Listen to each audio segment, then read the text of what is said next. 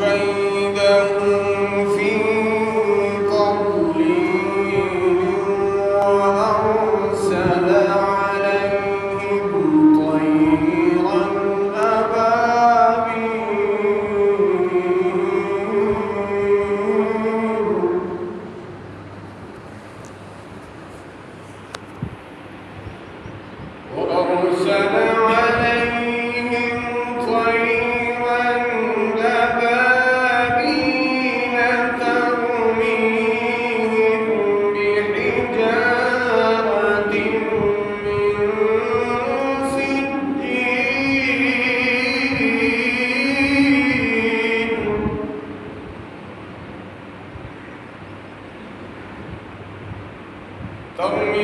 ترميهم بحجارة من سجيل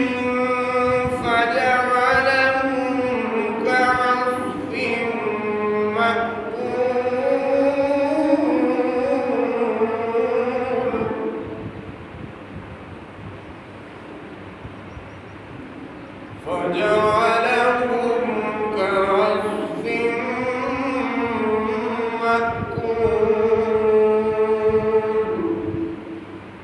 آمنت بالله صدق الله العلي العظيم अल्लाह के नाम से शुरू जो नहायत मेहरबान रहने वाला है। ऐ महबूब सल्लल्लाहु अलैहि वसल्लम, क्या तुमने ना देखा तुम्हारे रब ने उन हाथी वालों का क्या हाल किया? क्या उनका दाव तबाही में ना डाला और उन पर परिंदों की टुकड़ियां भेजी कि उन्हें कंकर के पत्थरों से मारते तो उन्हें कर डाला जैसे खाई खेती की पत्ती। व आखिर दावाना अल्हम्दुलिल्लाह